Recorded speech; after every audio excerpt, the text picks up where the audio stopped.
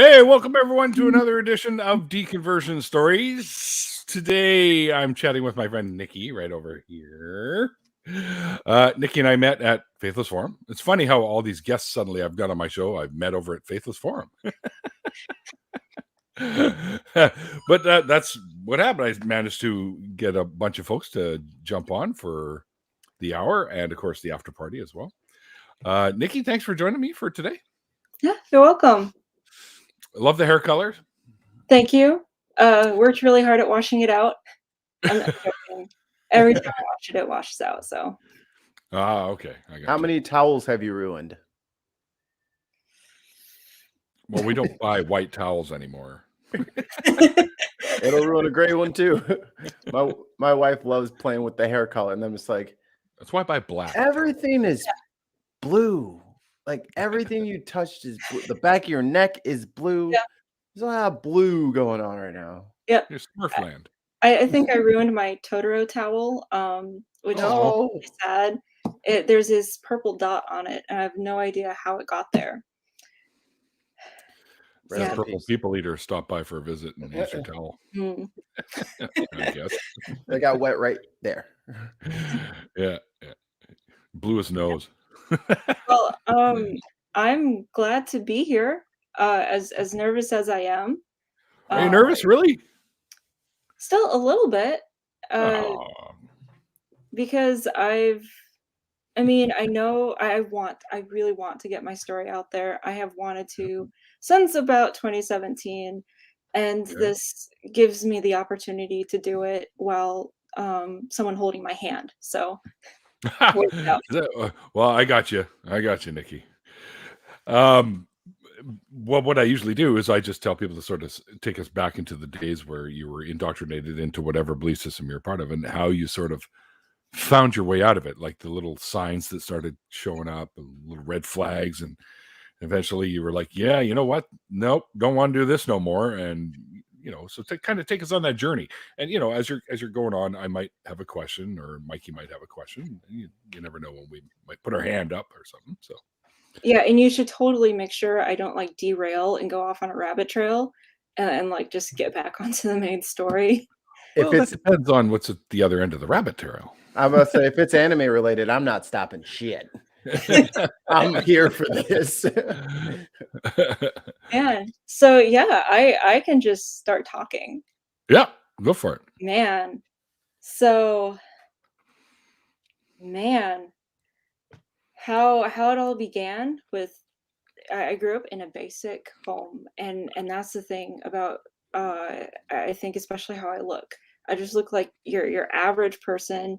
Grew up in the average home. It's not like we were like super Christian, mega Christian, but we also weren't the people who we'll just go to church when we want to.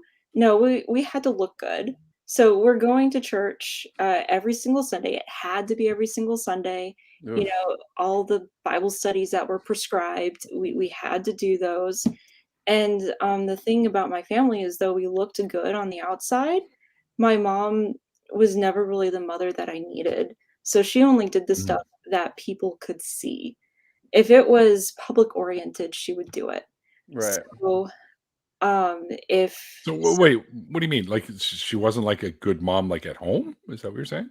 If people wouldn't, and this took me years to figure out because I was confused as a child, because she would do things that were behind closed doors, like, make sure we had 3 square meals a day, or pray with us for like bedtime prayers and stuff. And those were behind closed doors. But if someone came up and asked her, oh, you pray with your kids, right? She'd be able to say yes. And that's kind of how that worked. And yeah, I don't think she really provided.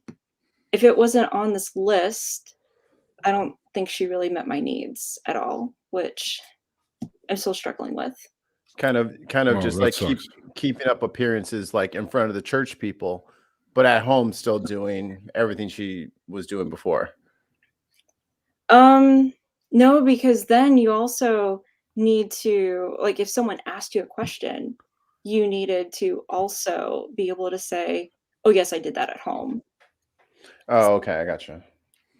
So she had this like mental notepad full of things that she was supposed to do as a mom, which didn't really fit what you figure a mom is supposed to be. there's just things that weren't met, like just super basic things, and my dad wasn't really there either. So I know I mentioned this. I was diagnosed with Asperger's, and I think I got hit by like both sides of my family genetically, but especially my dad. And for the things he missed, I forgive him. That's not a problem. But he also wasn't really there. But I know he did his best and he tried. But basically, I really didn't have either parent. But my mom, as far as meeting my needs, for example, we lived in South Carolina for a while. It was in the green belt. It was humid down there. And then we suddenly moved to Louisville, Kentucky, where it was a lot drier than 88% humidity. So my skin freaked out. I mean, it would have been nice to have a mom. I did not know what lotion was. I had no clue what it was until about my sophomore year of school. Oh, poor baby. And then I didn't really know I had the self-efficacy to go and be able to buy it until I was in college. And I mean, that's something like she would come up to me like, oh, you really need to take a shower. And unfortunately, I didn't have the ability to articulate the reason why I didn't want to take a shower. I mean, it's just a lot of hurtful things like that, where she did not meet my needs. If it wasn't on her little notepad on her list, she didn't really do it. So the result of that was I was looking for parenting and for help in other places, such as the church. So the church kind of took over for a lot of those more nurturing aspects. And I think that's why I kind of part of the reason why I glommed onto it so much. And plus it gave me a structure. Like where I'm just blind and confused in social situations. The church gave a structure where it's like, okay, this is where you go. This is when you meet friends. This is how you're supposed to act around new people. And then you become best friends. So it just was a very safe place in that manner. And unfortunately, like as I look back years later, I was a really weird kid. And people kept telling me that I was normal, which I know there's like a whole bunch in there that's just really complicated, but I knew there was something missing. Define normal. Right. Who's normal? People say it's like every family's dysfunctional. Nobody's normal. It's like, okay, well, what if my family's a little bit more dysfunctional than most? And what if the problems aren't getting addressed? And what if I need a little bit more help? So, I mean, I understand all that. I've heard all that. And I even told somebody, I feel like there's a piece missing. And I live my life by formulas. And now it's not so much formulas, it's more like protocols. And that just helps me get through the day. Like if something comes up, I do XYZ. And then try to like change or adapt from there. But I kept being told like there's nothing wrong with you, you just need more God, you need to pray more. Of course. You're somehow was being really weird and awkward around people, so they would say, well, nothing's wrong with you, just pray for God to help you because there's nothing wrong. That didn't help. And how the hell do they know? That's a great question. You can't prove it though. You can't prove anything. Right. So eventually I got to this place. I went to college and I just wanted to know God more. I felt like I was being prevented from really having a good relationship. And I was just empty. I wanted nurturing in my life, and I didn't have it. I didn't have it from my mom. I didn't have my brother or sister. They They weren't really available. Were they not in the same place as you, or just a little bit older or younger? Or? Yeah, what's the ages? Are they younger than you?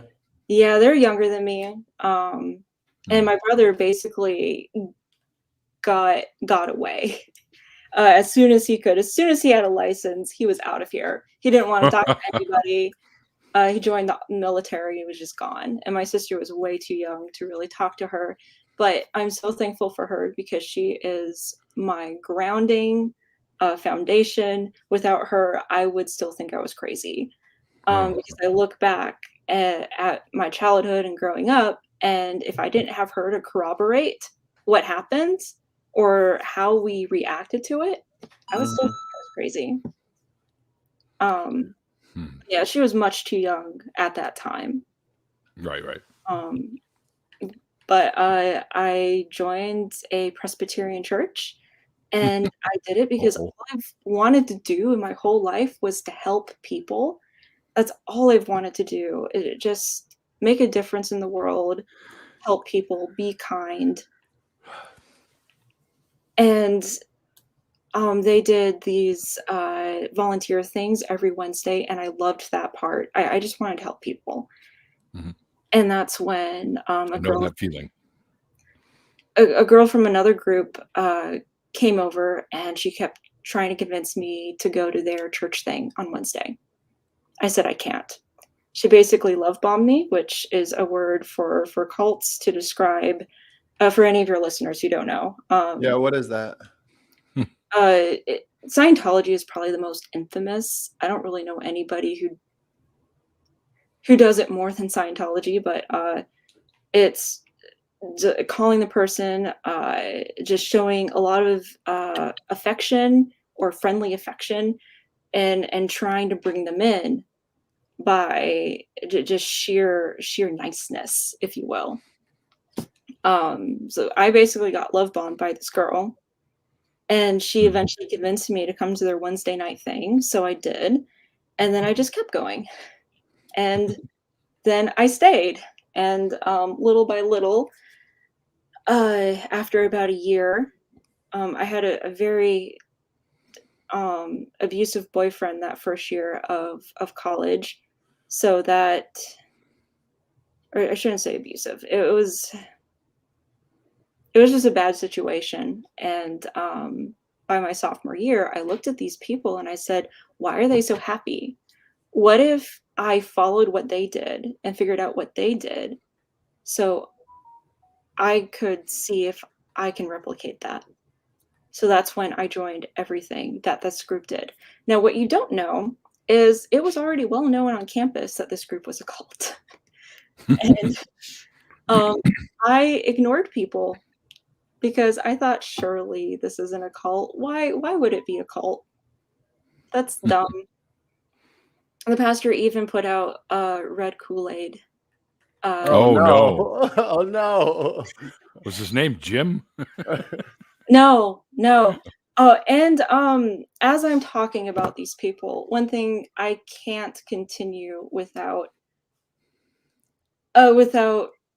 saying, this place was 20 miles outside of Mayfield, Kentucky. Now, I even looked it up. I looked at the church that was basically the parent cult to the college town group. And by the way, this group has disbanded as of 3 or 4 years ago. Well, that's good. What were they called, by the way? I feel like I'm giving away who I am. Okay. I'm still really scared about coming out to that community. Oh, I see. Okay. Well, if there's something you don't want to give up like that, you don't have to. I mean, if we're talking about your safety, you don't have to. Yeah, for sure. It's more my own perceived mental safety, but okay. I just don't know. Still matters. Safety is safety, even if it's only in our heads. It still counts. So yeah. And I, though anybody can jump on a map and find Mayfield, Kentucky, and find the nearest college, make them do the few extra steps to figure this stuff out. about that. That's too much work for me. I'm not looking it up. You're safe with me. Sounds like several enters there. I don't know. So of the towns surrounding this college, I can guarantee a few are from Mayfield, or if not directly from there, at least had family there. So keeping in mind that the people I'm talking about also have just gone through a gigantic tragedy, Yeah. or at least are within 20 miles of this tragedy. And I did Facebook stalk a little bit over this past weekend, not just out of, I mean, just making sure everyone's safe. Because, yeah, I do not appreciate how it was treated or what went down, but also just making sure everyone's okay. So, sophomore year, I decided that I was going to do everything. And the pastor who died in 2012, I think, and his group then disbanded a few years later. So there you go. Cult leader's dead. Yeah, now looking back, those people who I thought were so happy, they weren't entirely. And I think they're going through their own hurt, like looking back on it. So I think they're just as much victims as I would have been, or as I am. Yeah, it was a bunch of, I would even say brainwashing, a lot of thought control, a lot of thought police. Right. Like you couldn't think anything bad. And because I finally got away from my mother and that situation, and I was looking for community, I was looking for nurturing, I needed that so badly, so incredibly badly. I didn't get it. And I kept holding out hope, and I kept praying and hoping, and it never came. I read like Josh McDowell's story about how, like the situation with his father, and then he found the church and he believed in Jesus, and then he kind of got a surrogate family. I mean, I didn't really even get a surrogate family until I came here to Texas. I might mention my Texas dad. I live with him, so I've closed the door. So hopefully, I just heard him come home. Hopefully, he won't turn the TV on too loud. Is he religious or no? He is not. He likes to joke about it. His mom took him to a Baptist church when he was a kid, and then he went to a Catholic school, and then she took him out of it. And he's like, "Well, I just got so confused, I just stopped believing." Anyway. A lot of it is very, very confusing. So yeah. So it sounds like this cult you were in or involved with.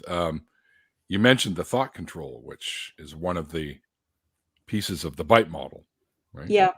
Right. The thought control.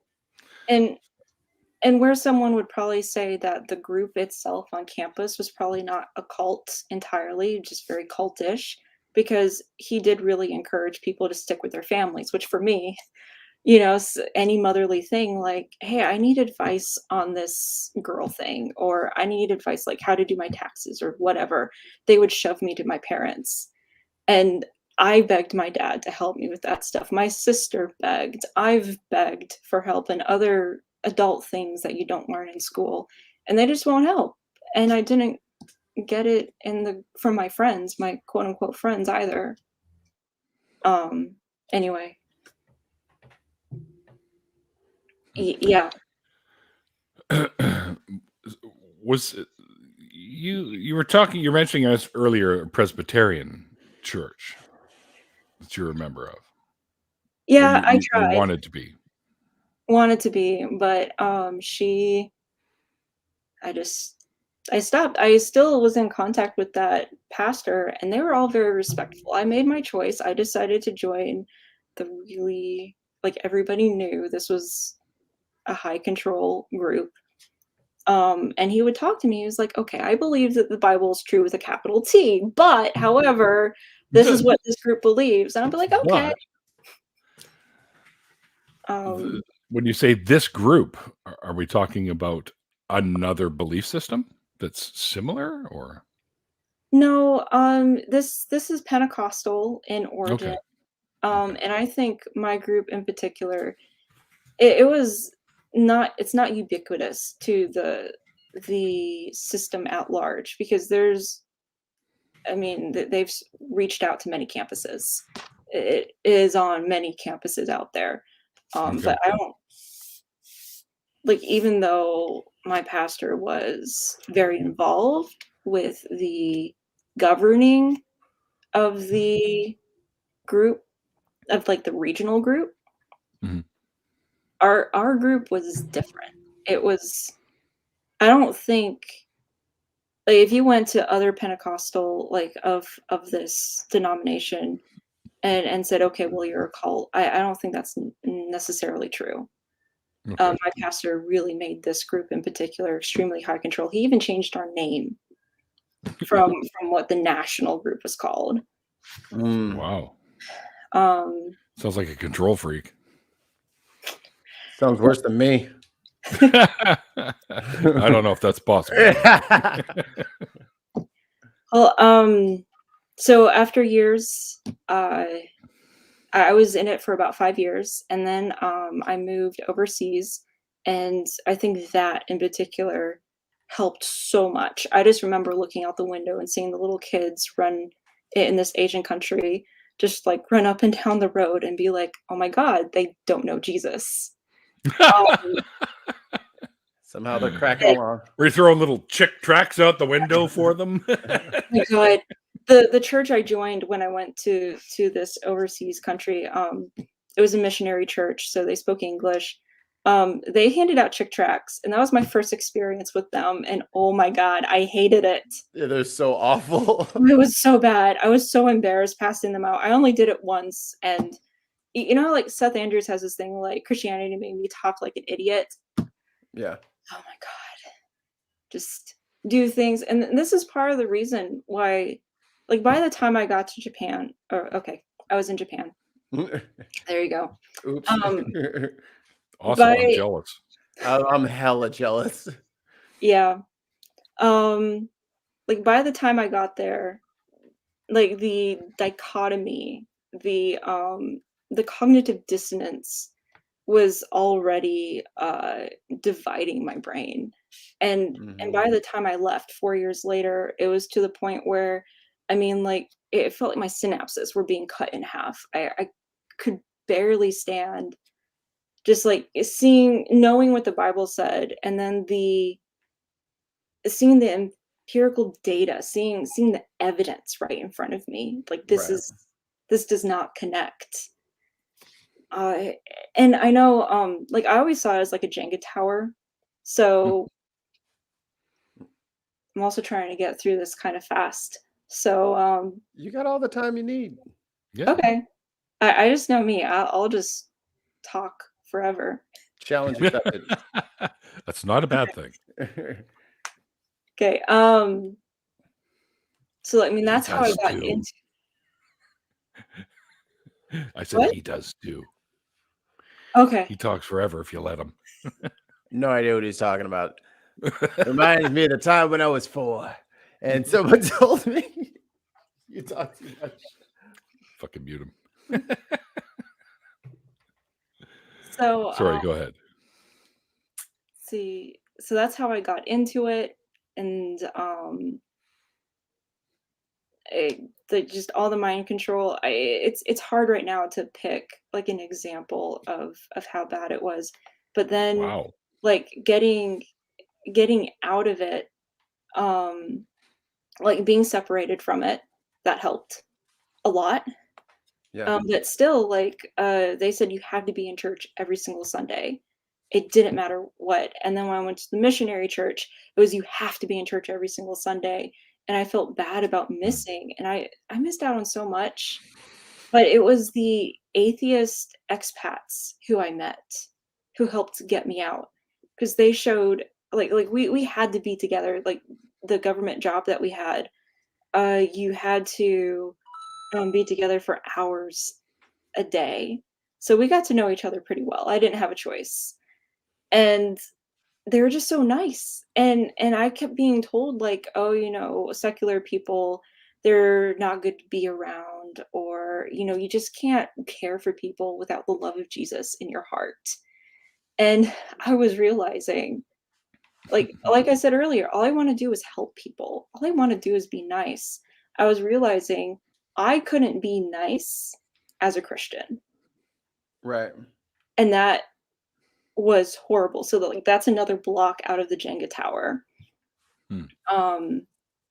Going back home. So I went home for a big mission conference, and it was international. I thought, I'm overseas, I can go. So all these people who I knew, who I worked with for 5 years, I showed up back in America. And I'm making all these excuses, like they haven't messaged me because they're busy, because it's the beginning of school, because it's midterms, or they're busy with other things, or they just had a kid. And of course no one's messaging me. And then I show up, and it's like everyone just scattered like cockroaches in the light. I'm like, no one wants to talk to me. What? Really? I mean, I was really weird, and I didn't know why. And everyone kept telling me that it was fine. But at the same time, I was having all these issues. And I guess they're like, well, we don't know what's going on with you, so you need to go over there until you talk with Jesus and work it out with Jesus, because clearly there's some blessing blockers in your life. Blessing blockers. Blessing blockers? Blessing blockers. What is that? So it's not sin, okay? Because this is just a nicer word for sin, right? And you're just going on your natural way through life, but God can't intervene to help you in your life, so that means things are going bad. So the blessings of God are being blocked by some kind of sin in your life. What? Well, I mean, let's face it, he's not really that strong. He was beat by iron chariots, for fuck's sake. So I guess sin blockers or whatever will get in his way too. Sin blockers. Yeah, it sounds like a product. So the of Hot Pocket. I really don't know. I just have my perspective. I don't know why.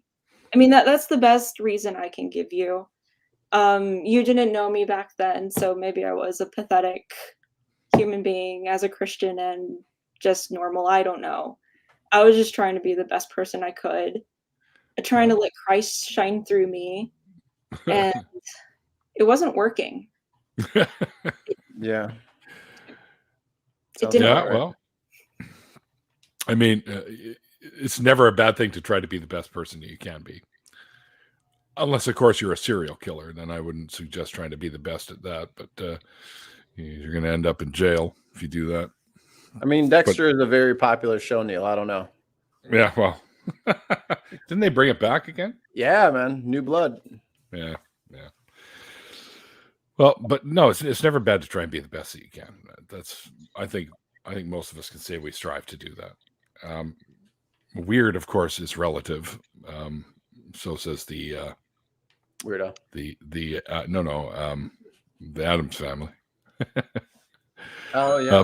But anyway, I guess maybe you wanted to be like fit into the whole religion stuff, but you didn't seem to, I guess, or you couldn't do it properly, maybe, or maybe that was it. Right. That was the only family I had. Right. Well, yeah. I mean, well, you had your family, but they weren't really there for you. So you were clearly looking for something of that ilk elsewhere. And it gave me the structure that I really wanted. Right.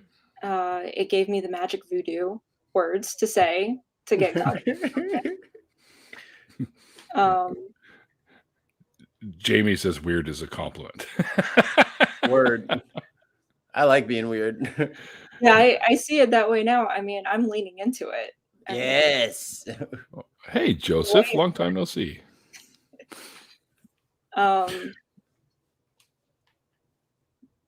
It's like driving in the wintertime. You got to steer into the skid sometimes. That's the safest thing. Yeah. You know you're weird. Just lean into the weird. It'll work out better that way if you try to like overcorrect it. Yeah. Working on it. Unfortunately, there's still a lot of trauma. Yeah. Just getting through things, and it's hard. It's like this big knot of just fear and trauma. And I know what Christians will say, and even secular people, atheists would say, it's like, don't live your life by fear. Okay, but it's just really hard, and this is why I pay a professional to help me. And I understand what people say, like, well, my best friends are my therapists. Okay, but no professional thing, because Christians don't really want you to do that. They don't want you to go to counseling, because I don't know why, actually. That's not really encouraged. Maybe because God's supposed to be the person to help. Allegedly.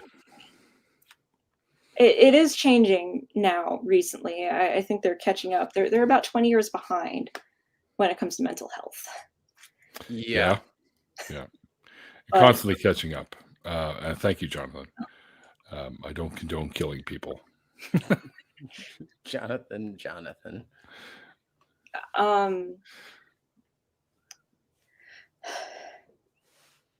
You're right. Collect your thoughts. I think I know Seth Andrews talked about like the Jenga tower before. Yes. And when I got out in 2016, it's just a very apropos metaphor. And I actually went flying through my room trying to find where I sketched it out, and I can't find it. So I'm going to have to try to remember exactly what I had written down. But one thing. Do you think someone else picked it up, or someone else grabbed it, or? Oh no, it's probably somewhere in my room. I just can't find it. Okay. Yeah. I hate that. Oh yeah, you don't want to see my room, fuck. I hate not being able to find my stuff. Literally, a tornado would come in here and go, "I'm not needed," and then take off. Just crack the door, just keep peeking. Nah, we're good here. Yeah. A tornado cleaned it up. Right. And built an airplane. There it is. Okay. So again, some of these people I'm talking about might have just gone through a disaster, but realizing, like, I went from church to church. So I had that church in Kentucky, then like going back home, trying to go to my home church that my parents went to. It just seemed like everywhere I went, I seemed to be rejected or not wanted. And I'm pretty loyal. Like, if a church welcomes me in and loves bomb me, I'm like very loyal to the end. I'm like, okay, I love you guys now. So it takes a lot to like put in my head that you mean no. And when I say, like, someone said, like, literally said, no, you're not my friend. We had this international Bible study in college, and it would be easy English. I would have a topic, and then it would be 4 questions at the very end. And of course, like 2 of them had to be about Jesus. So friendship was often the topic, because we want to be friends with international students to tell them about Jesus. What a great opportunity. And now I look back at that and I cringe and I feel so bad, because I remember people talking about our group and that Bible study and being like, this is so wrong and manipulative and like a bait and switch, pulling these international students into a Bible study like that.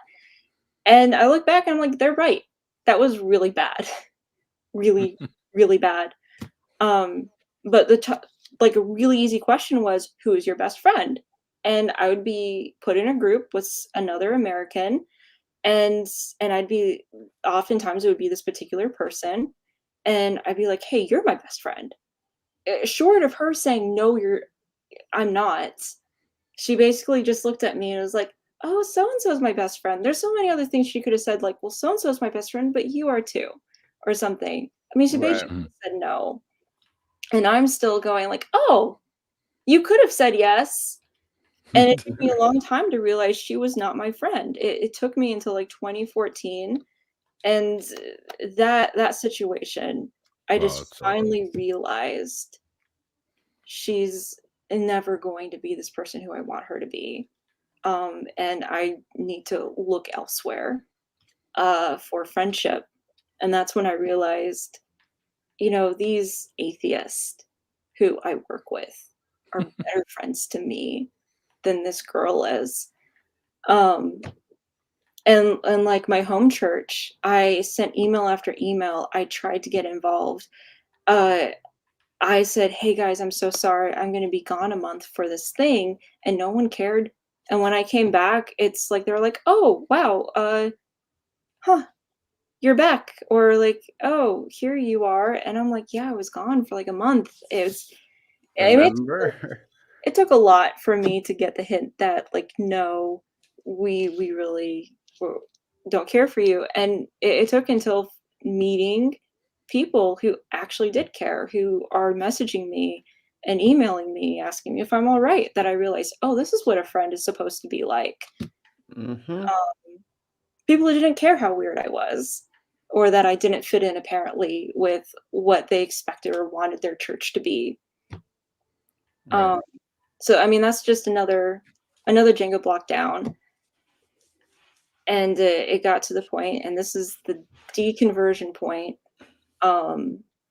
I was in such a bad situation. I had already had 1 or 2 breakdowns, like in 2016, 2015, 2016, and finally left. I made it my goal to not go to any church service for my last 2 months, and I succeeded. And that was very Yay! Yes, I was staying with the pianist at the church. So I'm sorry, you said pianist, right? Okay. Geez, Neil. I'm sorry, I can't help it. Every time I hear the word pianist, I always think of an old joke. So okay, the piano player. right. There we go. So the 12-inch pianist. Never mind. Yeah. That'll slow him down. Piano player. So I had to basically, I couldn't just say, "Oh no, I'm in Fukuoka, I can't come." I had to be all like, "Okay, Satomi, we're good, right? We're going to go to like Saga or something, right? And I have to stay with you because I have to be gone all weekend." Like I had to plan ways to be out of the house and not in the city. I could not be caught in the city. So that it was challenging, but I did it. And getting on the airplane, this sounds silly since I had done so much international travel at that point, but I was almost worried I wasn't going to be able to make it home. And I mean, I had all my bags and I just had to do a bus ride. And if you've ever gotten on a plane, it's fairly straightforward and easy. Mm-hmm. I mean, there's very little leg work. It's not like you're walking 6,000 miles. The plane is carrying you all the way home. And all you have to do is show up at the gate and people will guide you through and guide you to your seat if necessary. And that's all you have to do. And I didn't know if I'd make it home. And I got stuck in O'Hare and I couldn't find my way around O'Hare. That was great too. Oh, I live in Chicago. O'Hare is terrible. It's the worst place on earth. And I think there was this guy who was there helping people get their luggage and stuff, and just I think he took one look at me and just took pity on me. I don't think they're supposed to help you with your luggage, but he did, which I'm forever thankful. A poor little Christian who was having an existential crisis was trying to get through the airport. I was going back to my parents' home, and at this point, our relationship was really, really bad, and I still wanted to be the good Christian daughter. I didn't really want to tell them all my hurts because I knew they would just hurt me more in just their lack of interest. So I really wasn't looking forward to that, and I just needed to find a way to survive that until I could get to my aunt's house in Connecticut. And I remember that night. So that was in September, and I used the date that it happened, September 11th, which I'm very sorry for those who were affected by the tragedy of September 11th, 2001. that it was that night of September 10th, and I realized if this is how things are, I don't want things to go on.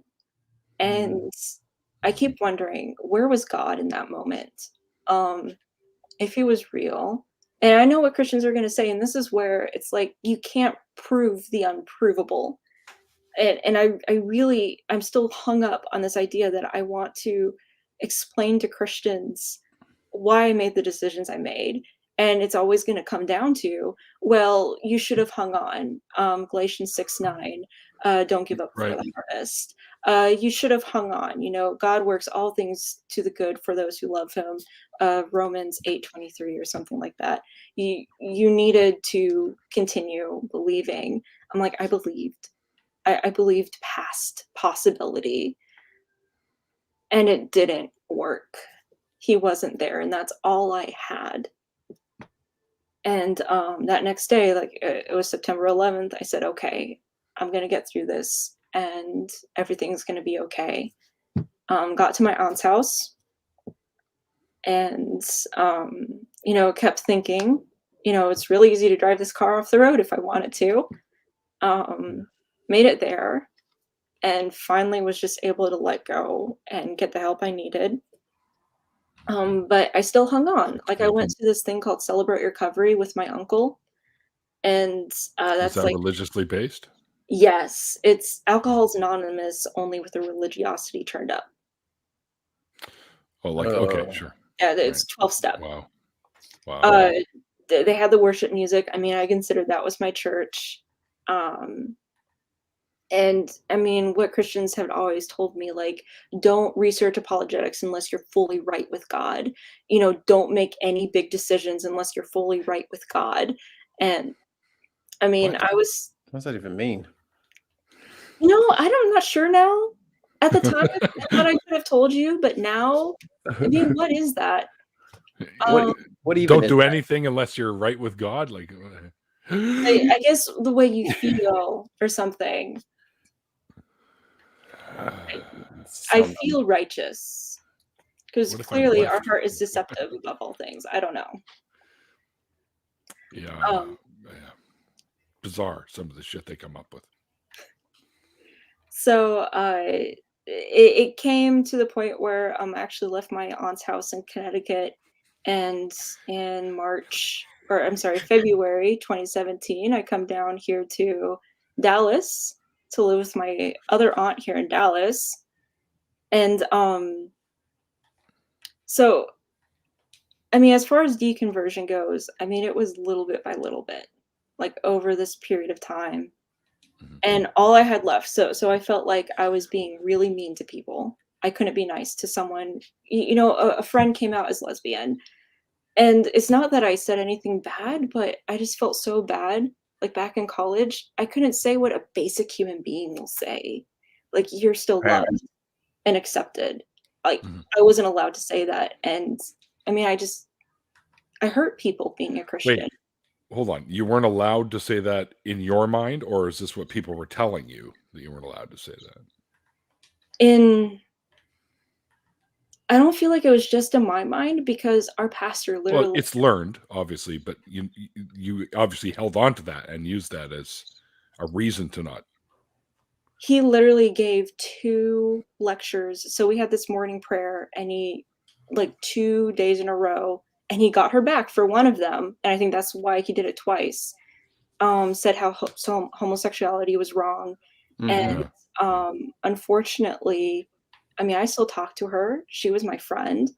A situation happened, and it was a misunderstanding, and I wanted to go apologize to her.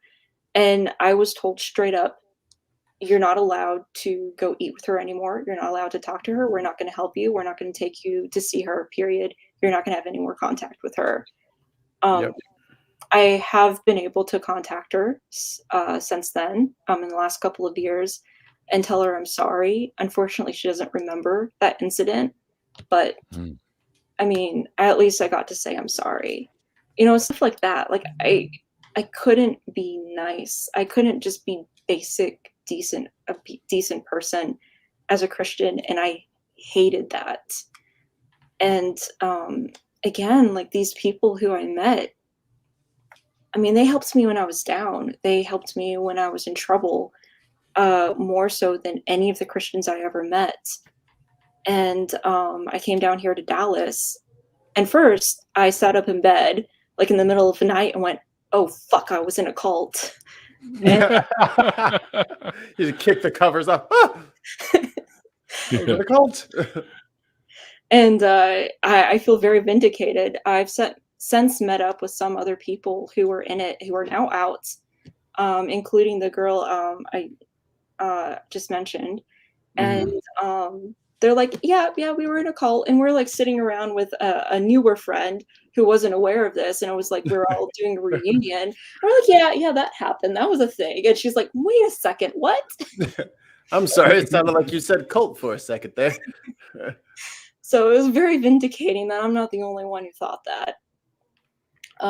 But then, like during this period of time, like I'm just angry. I'm angry about this dichotomy, and I'm trying to figure this out. I'm trying to figure out why I'm having so much trouble just getting help for myself. And I was sneaking, like I didn't care about this thought control anymore. Like there's some points where I wondered if my pastor could read my mind. I mean, I didn't totally believe that, but there's still the possibility the Holy Spirit could tell him, because sometimes he knew shit that I'm like, how do you know this shit? So, and then he would tell stories like, God told me we're gonna win a car, and we won the car. And I'm like, okay, you and the Holy Spirit are together. Okay, got it. Great. I'm sure that's why they won. I'm also a little gullible too. That's I took my cootie shots for gullibility, so I just don't. Circle, dot. So I was watching a lot of Hugo and Jake, Hannah and Jake now, and guys, I still stipulate it's a lot easier to say Jake and Hannah, but that's fine. Hannah wants top billing. I mean, she gets Hugo initially, so it makes sense. I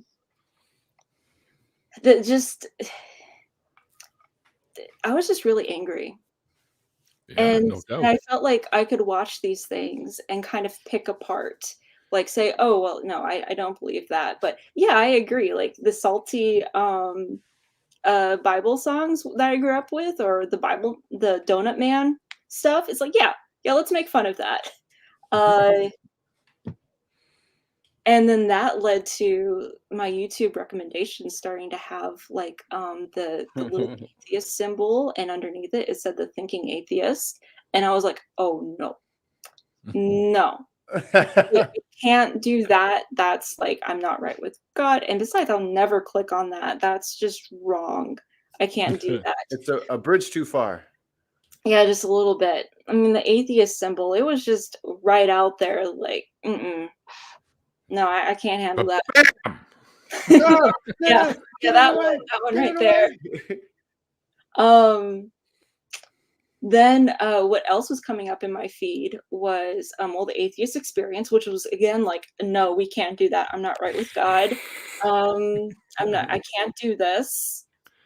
Oh, and what I probably missed out on is we got a ton of apologetics teaching in college. Oh, yeah. When I say a ton, I mean it may as well have been another like credit hour class I could have earned. I mean, there was a bunch of Josh McDowell, there was a bunch of Ray Comfort stuff. And fortunately, I never watched Ray Comfort on my own. I'm really glad I didn't. Yeah, be glad. Even as a Christian, I was like, well, who is this dude? I got to play him on a show once. Oh. Yeah. Okay. On one of Prophet of Zod did apologetics Jeopardy thing, and I got to be Ray Comfort. Yay! Kiwi accent.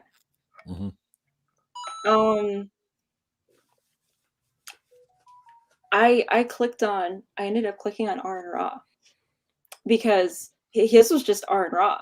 So that's not dangerous. And I was a history major, and I love history. That's always been my special interest. And it was like paleontology disproves the flood, archaeology disproves the flood, X whatever. And I thought I'd just watch these things to maybe learn a little bit, kind of peek Sure. underneath the rock. But His group videos are great for that. Yeah, so that's when the dichotomy split. It's like we need to either not believe this anymore, or our brain is going to split in half. So oh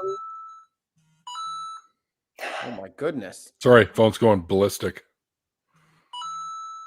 All right. Ollie, it's fucking Ollie. Know what you're it's doing. Ollie. Right there it says it's Ollie. See? Don't you try to deny it in the chat either, Ollie. Sorry, Nikki, go ahead. Now I know, like, we can probably look back and see when Arnra first posted some of these videos, because it was in the middle of that series. Like, I think there's 8 in this series, and I got to about video 5, like every single week it came out. I was like, okay, we need to see this. And by the 5th week, I said, okay, we can't do this anymore. We can't do this faith thing. So that was the last Jenga block. It just so happened to be the last Jenga block, and it just so happened to be science. It's all Aaron's fault. Next time I see him, I'll let him know. I've already let him know. Like, oh, did you? Oh, that's right. You were there too. Yeah. I know this, so we can look back and figure out the date somehow, somewhere. Or my body lets me know every single year when that was, because my anxiety shoots through the roof. And yeah, it lets me know for about a month. I'm incapable of performing basic functions. It lets me know when the anniversary is of losing my faith. And honestly, if I ask myself, could I go back? No, fuck no. No, it's funny because sometimes I hear about people that, well, I was once an atheist, and now I found God, and now I'm a Christian or Jew or whatever. I'm like, how do you get fooled twice? How? Fool me once, shame on me. Fool me twice, shame on, or no, fool me once, shame on you. Fool me twice, shame on me. Right? The classic Bush quote: "I fooled me twice. I can't be fooled again." I can't get fooled again. Yeah, I don't know how you go from. I always likened it to the Wizard of Oz. Like, once you see behind the curtain, you can't go back from that. So I never understood this. I used to be an atheist, but then I found what? But then I stopped using science. I mean, I guess an experience could have happened to pull them in, but something that made them think, wow, there must be a God. Okay, I'm a Christian or a Jew or whatever now. But yeah, I don't know. It just seems unlikely to me. So I have a Japan question. Okay, it's related. It's related. In Japan, they're largely secular, right? Like, they don't believe in spirituality and stuff like that. Well, I'm asking. What about Shintoism? That's what I'm asking her. Did they? Because they don't have like churches and stuff, right? They don't do all that stuff. Some people go to Buddhist temple, and it would be, from what I understand, from what they've said, the teachers who Americans have tried to convert by dragging them to church for English practice. From what they've said, the Buddhist temple stuff is just like church. Someone says some nice self-help stuff, and you have a community.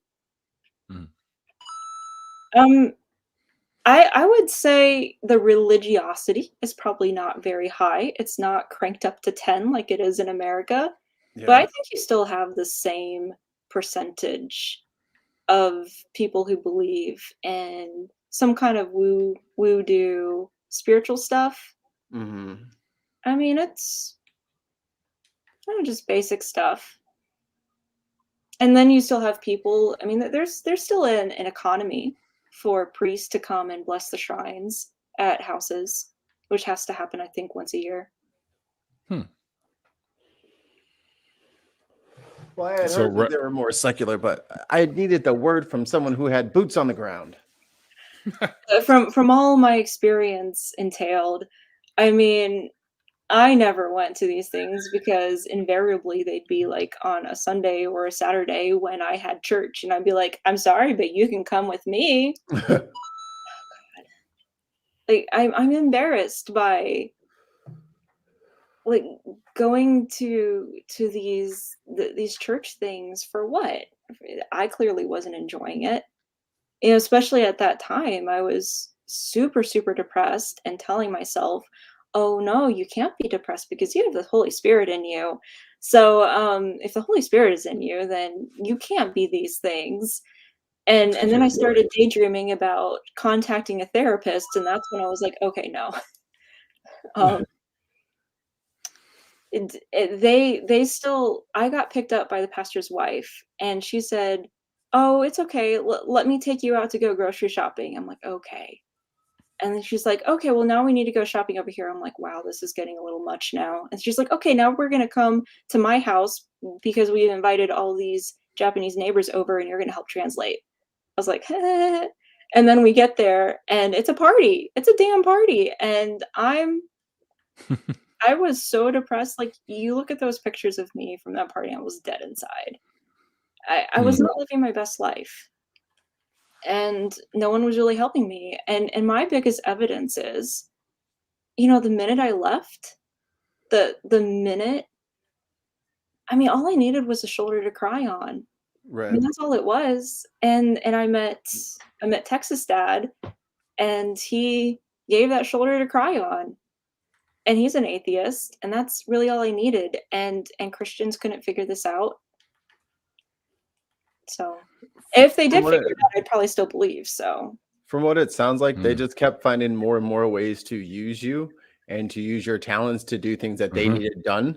And when they didn't need you over there, they would move you over there, and then they need you over there, and then but they weren't really they were kind of like using you as like a shovel or like a tool or something, like to get something done, but they didn't care about the maintenance and the shovel. They're like, I'll just get another one. And that's really shitty. Yep. I would say something similar to that. Yeah, for sure. They just, yeah. Doesn't sound like a love bomb to me. Nope. We were even instructed. There was a girl who probably needed a little bit more help and reassurance than just 1 year of love bombing would really give. And she was still kind of looking for a lot of that reassurance as a sophomore. And we were lectured and told, oh no, when you're a sophomore, you need to start giving back, and you need to start, helping, indoctrinate and bring other people in. So, that was told point blank. Wow. Well, I don't know about anyone else, but my therapy. Hey. Fucking Lego. Fucking Neil. Seriously, man, that stuff is the best. And Ollie says that the last ones weren't you, and he thinks you're looking disappointed in him. So. And Randolph said to say hi to Canadian Ollie, and he actually sent me a text so that another coins noise would happen, so Ollie could have another hit off the pipe. Fucking crackhead. I mean, everyone has their struggles. It's not crack, people. I'm kidding. Oh, wait. Well, Nikki, how long have you been out of the religion now? It'll be 5 years next March, so 4.5 years. That's pretty good. And I've spent most of it trying to get my. I don't really. I call it get better. I understand that that's a very ambiguous kind of phrase. Sure. And I was broken. And I've had to try to like reconstruct. And there's a lot of things that they're gone, and it's hard to reconstruct it. And that's part of the reason why, I guess, as far as social media is concerned, I mean, there was a lot of hurt that happened, and it Mhm. got broken down, and kind of tossed out with everything else. And building back the courage to get back on social media, that's like issue number 100. And I understand that a lot of people, um, quite a few people want me on social media, but in the end, I have to figure out how to get back on. You want to, yeah, you want to do it where you know that you're going to at least be surrounded by people that you know and that you trust, and that you're not, dogpiled on by a bunch of strangers for no reason. That which kind of sucks about. That's one of the things that can be really bothersome about social media is that sort of thing where you and then you're dogpiled on, and it's like, whoa, fuck this. Which I do now. I just mute the conversation. Bye. I don't even fucking bother with it anymore. But yeah, you want to make sure that you're following people that you know personally.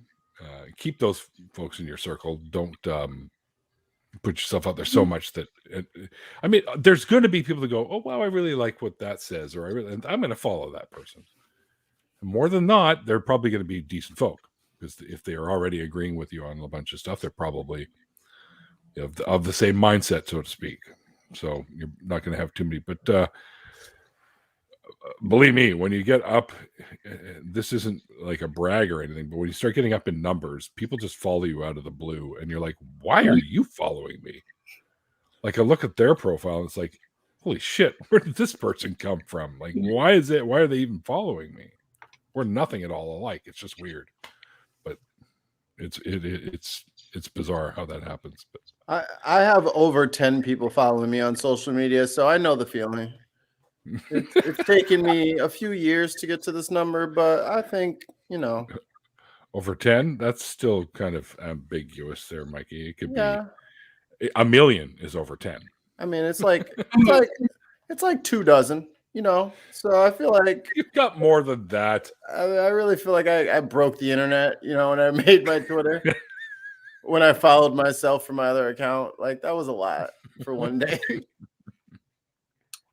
Talking about social media, 2016, I became a news junkie in 2015. And I think it was just a way to disconnect, or it was just the time. I was now ready to find out about the world, and I was ready for it. That was right when Trump came down the golden elevator. Yep. So that was fun. So I think during this whole breakdown, I was also getting bombarded on my social media because I had how many hundreds of people who were Christian. And I clearly was like, this guy is not the candidate. We are all in an agreement. This guy is not it, right? Right? Okay. Like that all happened at the same time. Oh, man. Yeah. And I'm really glad I became not a Christian for all of this, because I would have been so embarrassed that I was even attached. There's just so many times I was just embarrassed. And, and I'm just glad I don't have to be that anymore. Yeah. Well, you're good to go for a little bit longer with some good people, mind you, that jump in for my after parties. Think you can do that? Yes. You good? All right. Get to meet some more of the wackiness that is usually on the after parties of my show here. Hello, Nicholas. I saw you sneak in there. Hey, Ox. Do I need to go get a shot? You can if you like. You can if you like. I'm drinking. Look at Ox talking about me like I'm not even here. Neil did a good show tonight. Yeah. He's really Who's doing this Neil well. guy you keep talking about there, Ox? I don't know. Put your boots on, Nikki. All right. Let's do that. First, before we do that, though, Nikki, thank you for jumping in here with me. Thank you. You were very brave. Validating it. Yeah, well, I'm very glad when you told me when I first met you, you said you had never done it before. So I thought, well, I'm very honored to have had you be the first place that you've spoken about this. So I do appreciate that. And I'll just throw this out there. It's just going to get better from here. I hope so. No more of that stuff. No more of that other shit. Leave that all in the past and make some new connections, which you did, of course, at some of the Faithless Forum stuff there, and you will again. You will again in the after party. You'll meet some other great folks.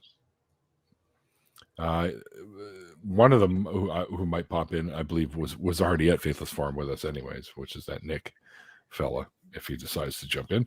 But yeah, we're going to do that. So thank you again for joining here with me here. And thanks everyone in the chat for hanging out. I hope you guys enjoyed tonight's show. It was a pretty some hardcore shit going on there, and I'm glad that you found your way out of there. Yeah.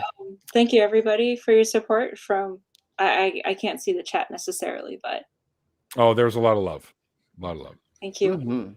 Like this in particular. Great to hear your story, Nikki. Yeah, and thank you, Jamie. He mentioned your comment. I'm trying to get on Discord to see. Discord's a shit show. Don't even bother. Oh my God, it's so complicated, unnecessarily really, complicated. But if So you many hide in one little niche, you can stay away from everybody else. That is true. You can be a lot more selective about your content intake. Yeah, you can't hide on Facebook. That was the worst part. I would get, since I wasn't doing anything on Facebook, Facebook wanted to make sure I was interacting. So it would find the most random pictures that were public pictures. So your former high school's cousin's nephew's first year birthday party is a priority post that you have to see. That just got depressing. Yeah. Yep. Yeah. I don't even go on Facebook much anymore at all. If someone I know, I'll get the notification. It's so-and-so's birthday. Go, oh, I know them, so I'll wish them a happy birthday. And then I'm on there wishing a happy birthday, and I'm gone again. However, I still need to use the messenger from time to time because I do send links to people through there as well. Anyway, that's what we're going to do, guys. We're going to get in the after party. So thanks to you guys for hanging out with us. Thanks to all my amazing patrons. You guys are the meat and potatoes of the show. Delicious. Without you, delicious meat and potatoes. Without you, the show wouldn't be much. So I appreciate everything you guys do for the show.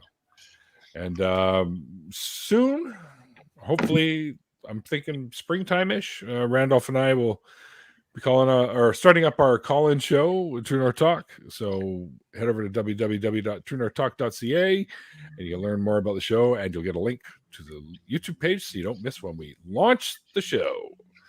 Don't forget that myself and Mikey here are some of the new hosts for the revamped and relaunched Nonprofits, which is an ACA product that airs 3 p.m. on Sundays between Talk Heathen and the Atheist Experience. And there goes my phone again.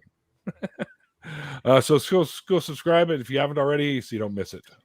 And last but not least, coming up this Saturday, myself and Andy and Seamus and a whole bunch of other folks. We got a whole bunch of guests coming on. They're going to have them rotate in and out because it's going to be the last show of the year. It's called it's called Atheist Drinking Out Loud, and it's on the Laughing in Disbelief channel, which is Andy's channel. So definitely go over and or come and visit us on Saturday. It's about 2 p.m. Pacific time that runs, and you can see us three and a bunch of other crazy people.